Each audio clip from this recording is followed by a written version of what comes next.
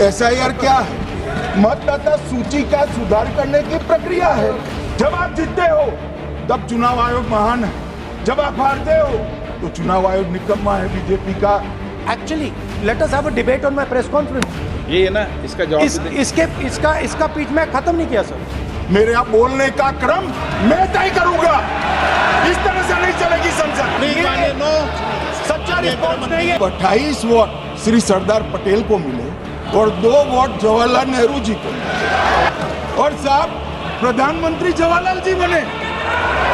Allahabad high court ने ये तय कर दिया कि श्रीमती गांधी ने उचित तरीके से चुनाव नहीं जीता है। वोट चोरी थी, बहुत बड़ी वोट चोरी थी। संसद में कानून लाए कि प्रधानमंत्री के खिलाफ कोई केस ही नहीं हो सकता।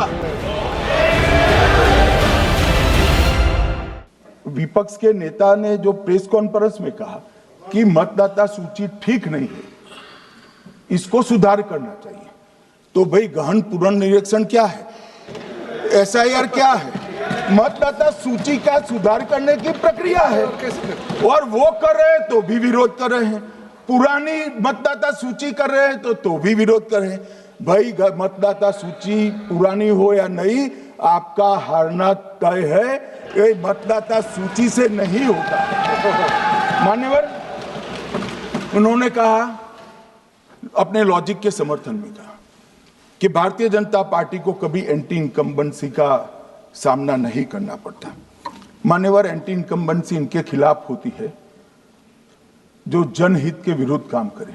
ये बात सही है कि भाजपा को एंटी इनकम्बेंसी का फायदा विरोध बहुत कम करना पड़ता है। हमारी सरकारें बार बार चुनकर आती हैं, चाहे राज्य में है या केंद्र में, परंतु ऐसा नहीं है कि हम 2014 के बाद एक भी चुनाव नहीं हारे।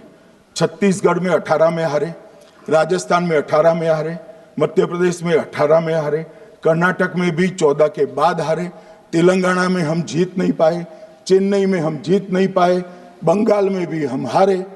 भाई तो तब तो ये मतदाता सूची बहुत अच्छी होती है, तब से नए कपड़े पहनकर आप शपथ ले लेते हो। उस वक्त मतदाता सूची का विरोध नहीं करते हो, और जब मुंह की पटखनी पड़ती है बिहार की तरह, तब मतदाता सूची का विरोध करते हो। माननीय, दोहरे मापदंड नहीं चलेंगे लोकतंत्र में। जब आप जीतते हो तब चुनाव आयोग महान है, जब आप हारते हो तो चुनाव आयोग निकम्मा है बीजेपी का कहने पर चलता है। जब आप जीतते हो मतदाता सूची अच्छी है, मतदाता सूची अच्छी है, और जब आप हारते हो तो मतदाता सूची खराब है। मान्यवर, मुझे कोई आपत्ति नहीं, इस प्रकार का भ्रांति फैलाए तो फैलाए। मेरा दायित्व है कि इस देश की जनता को एक ड्यूअल स्टैंडर्ड की जानकारी देना, जो मैं आज इस सदन में खड़े होकर दे रहा हूं। मान्यवर, वोट चोरी किसको कहते हैं वो मैं बताना चाहता हूं, और हमारे यहाँ कुछ परिवार ऐसे हैं जो पूछते नहीं, वोट चोरी करते हैं। अच्छा, बोलिए आप। हिंदुस्तान के इतिहास में पहली बार डिसीजन लिया गया कि इलेक्शन कमीशन को, इलेक्शन कमिश्नर्स को फुल फुल इम्यूनिटी दी जाएगी।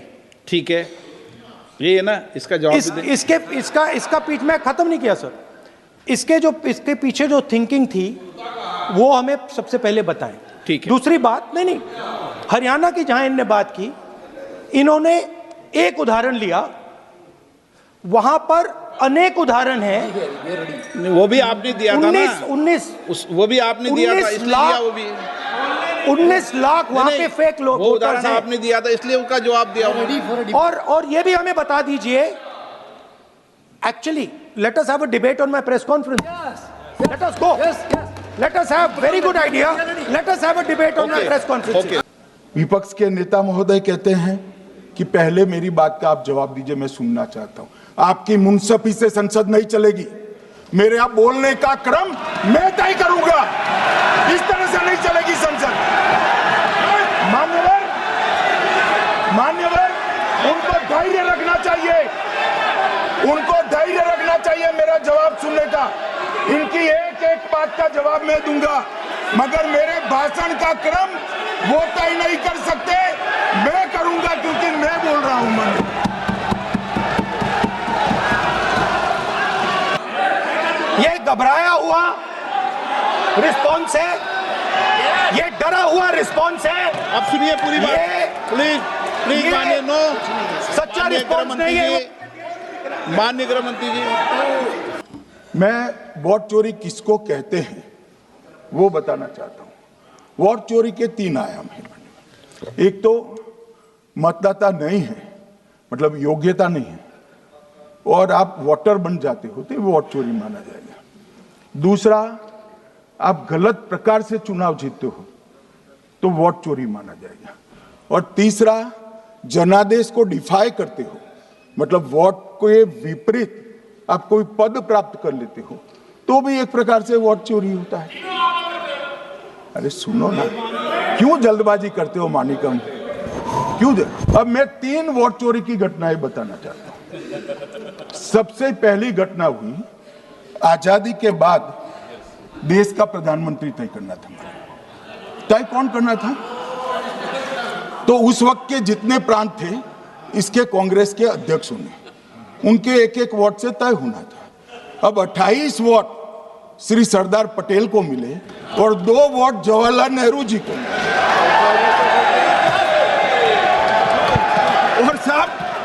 और साहब प्रधानमंत्री जवाहरलाल जी बने। मान्यवर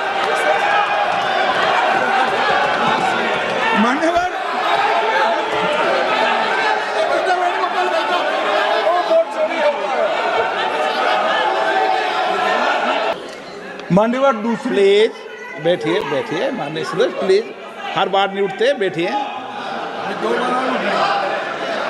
मान्यवर दूसरे प्रकार की वोट चोरी और नैतिक तरीके से चुनाव जीतना, ऐसी वोट चोरी भी भूतकाल में एक बार हुई थी। श्रीमती इंदिरा गांधी रायबरेली से चुनी गई। इलाहाबाद हाईकोर्ट में श्री राजनारायण पहुंचे कि चुनाव नियमों के अनुसार नहीं हुआ। इलाहाबाद हाईकोर्ट ने ये तय कर दिया कि श्रीमती गांधी ने उचित तरीके से चुनाव नहीं जीता है, हम इसको रद्द कर देते। मान्यवर, ये भी वोट चोरी थी, बहुत बड़ी वोट चोरी थी। और उसके बाद में क्या हुआ?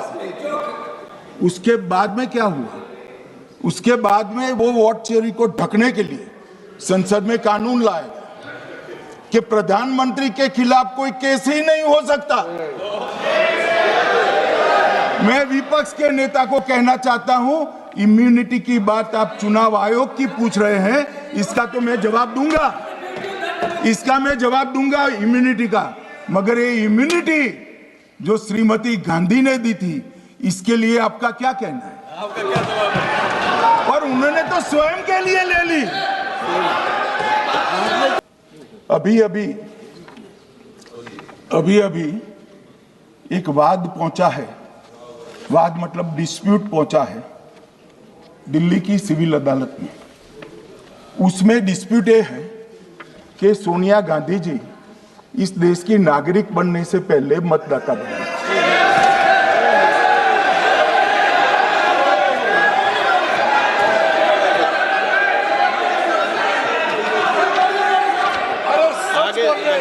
आगे सुनो, बोल के आ रहे, पूरी बात तो सुनो। मान्यवर,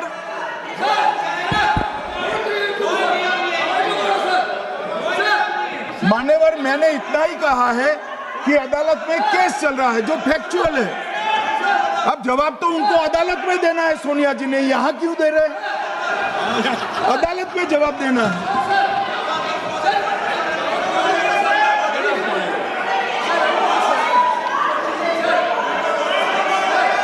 श्रीमती ममता बनर्जी ने चुनाव आयोग पर आरोप लगाए, स्टालिन जी ने लगाए, बीडी सतीशन जी ने लगाए, श्री राहुल गांधी ने लगाए, मल्लिकार्जुन खड़गे जी ने लगाए, तेजस्वी यादव जी ने लगाए, अखिलेश यादव जी ने लगाए, वी शिवन कुट्टी ने लगाए, हेमंत सोरेन जी ने लगाए, भगवंत मान जी ने लगाए। अब पहले तो ऐसी परंपरा सिर्फ कांग्रेस पार्टी में थी, मगर संपर्क का दोष कहता होता है साहब, ये सारे इंडिया अलायंस वाले चुनाव आयोग के खिलाफ आए। मान्यवर, चुनाव आयोग एक तटस्थता से चुनाव कराने वाला संस्थान बनाया गया और इसकी मान्यता कोई पॉलिटिकल पार्टी ने नहीं दी, भाग और अनुच्छेदों के तहत हमारे संविधान ने दी है और ये संवैधानिक प्रक्रिया है। इस संवैधानिक प्रक्रिया पर सवाल खड़े कर कर, अनर्गल आरोप कर कर आप पूरे चुनाव आयोग की एक प्रकार से पूरे दुनिया में इसकी छवि को धूमिल करने का काम कर रहे हैं। आपको लगता है कि आप सरकार की छवि धूमिल करें? ना जी, आप पूरी दुनिया में भारत के लोकतंत्र की छवि को धूमिल करें।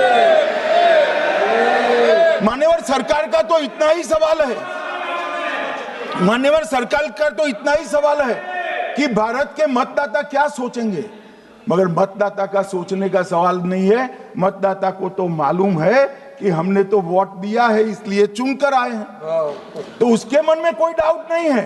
ये वोट चोरी करते रहे, घुसपैठिया बचाओ यात्रा निकाली और बिहार में 2/3 बहुमत से हम जीत गए। मान्यवर, ये जो नई परंपरा शुरू हुई कि देश के अंदर चुनाव न जीते तो चुनाव आयोग को बदनाम करो, चुनाव प्रक्रिया को बदनाम करो, मतदाता सूची को बदनाम करो, ये हमारे लोकतंत्र का भला नहीं करेगी।